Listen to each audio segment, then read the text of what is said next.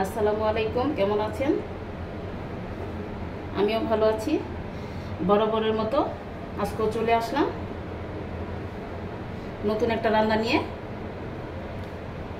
আজকের রেসিপি হচ্ছে আমি শুটকি রান্না করব, আলু দিয়ে ভুনা করব আর কি। এখানে আমি শুটকি খুব ভালোভাবে গরম পানি দিয়ে এবং লবণ দিয়ে খুব ভালোভাবে ধুয়ে নিয়েছি।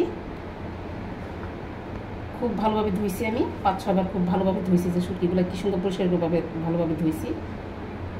আর এখানে আলু নিছি, আমি আলু নিছি আপনার তিনটা আলু নিছি আমি। আর এখানে পেঁয়াজ কুচি কুচি করে রাখছি। এখানে কাঁচামরিচ, আর এখানে হলুদ, মরিচ, ধনিয়া গুঁড়া নিয়েছি। তাহলে চলুন, এখন আমি একটা এই যে কড়াই বসিয়ে দিলাম, তেল দিয়ে দিব। কড়াইটা গরম হয়ে গেছে। আপনারা সবসময় কড়াই গরম হলে তেলটা দিবেন। কড়াইয়ে যদি পানি থাকে তেল দিলে কিন্তু তেল ছিটে এসে পরে কিন্তু শরীর পুড়ে যাবে, তো খুব সাবধানে।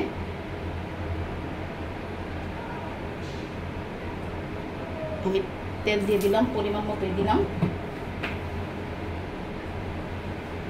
আমার তেলটা গরম হলে পেঁয়াজ কুচি দিয়ে দিব। বিসমিল্লাহির রহমানির রহিম।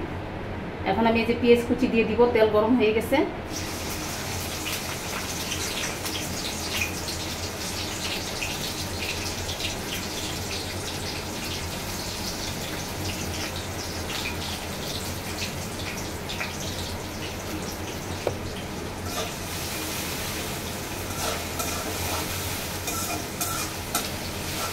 আমি চুলার আঁচটা একটু মিডিয়ামে দিয়েছি। আপনারা শুটকি ভুনা করলে চুলার আঁচটা একটু মিডিয়ামে দিবেন, তা না হলে পুড়ে যাবে।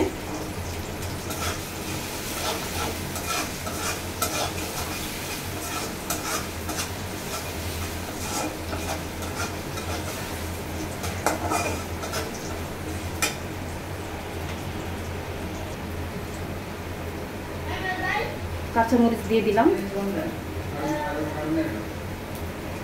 আমি এখানে 3টা কাঁচামরিচ খালি করে দিছি। আপনারা চাইলে একটু বেশি করে দিতে পারেন বা কমও দিতে পারেন, কোনো সমস্যা নাই। এখন আমি মরিচের গুঁড়া দিয়ে দিব। মরিচের গুঁড়া দিলাম আধা চামচ। এখানে ধনিয়ার গুঁড়া দিয়ে দিলাম 1 চামচ।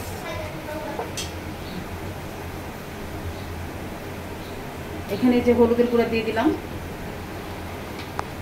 হলুদের গুঁড়া আধা চামচ দিলাম।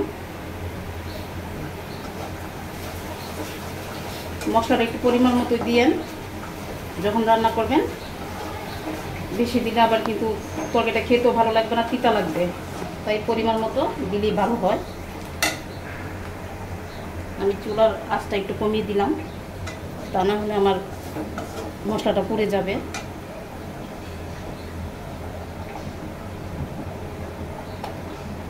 এখন আমি এই যে লবণ দিয়ে দিলাম, আর একটু দেই, আন্দাজ মতোই লবণটা দিয়ে দিলাম।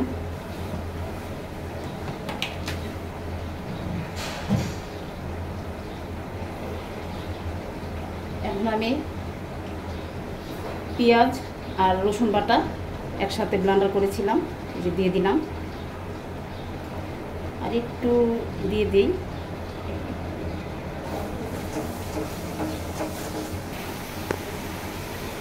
এখন আমি এই যে জিরার গুঁড়া দিয়ে দিলাম। এই যে জিরার গুঁড়া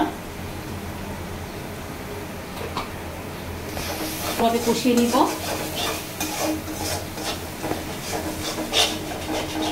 হালকা একটু পানি দিয়ে দিব, বেশি দিব না।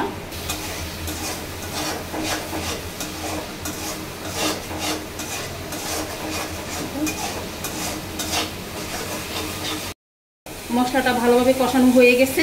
এই যে তেল ছেড়ে দিয়ে দিছে। এখন আমি এই যে শুটকিগুলা দিয়ে দিব।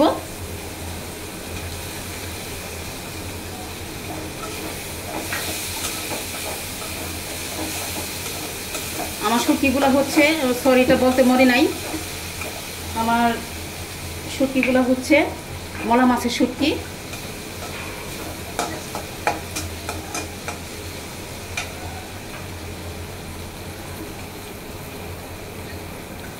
আমি এই যে আমার শুটকিগুলো প্রায় এই যে ভুনা ভুনা হয়ে গেছে। এখন আমি আলুগুলা এই যে কেটে রাখছিলাম আলুগুলা দিয়ে দিব। আমি এটা আলু দিয়ে মলা মাছের শুটকি ভুনা করতেছি, খেতে কিন্তু অনেক ভালো লাগে। রোজার মাছ তো মাছ মাংস আসলে প্রতিদিন খেতে ভালো লাগে না, মাঝে মাঝে একটু শুটকি ভুনা খেলে কিন্তু খুব ভালো লাগে। আপনারা এইভাবে করে খাবেন, খুব ভালো লাগবে।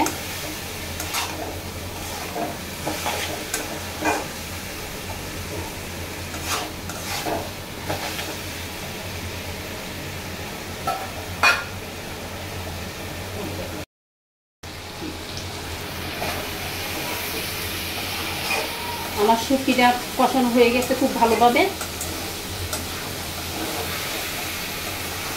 এখন আমি পানি দিয়ে দিব।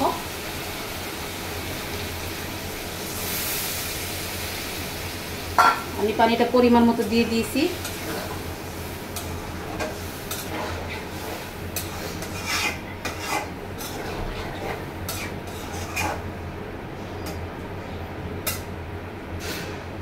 এখন আমি ঢেকে দিব, ঢেকে দিলাম।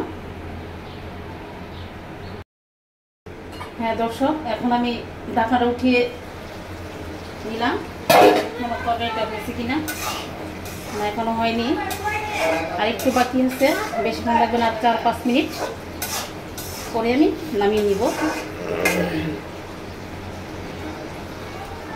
আপনারা চাইলে ঝোলও রাখতে পারেন বা ঝোল নাও রাখতে পারেন। আমি ঝোল রাখবো না, আমি একটু ভুনা ভুনা করবো তো, সেজন্য আমি একটু শুকনা শুকনা করবো আর কি।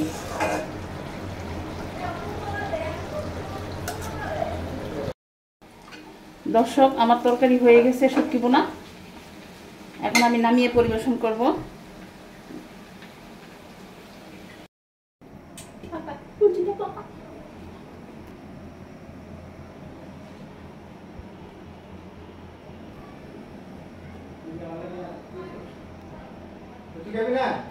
হ্যাঁ দর্শক, আমি শুটকি ভুনাটা যে করেছি, আমার মতো এইভাবে রান্না করে খাবেন।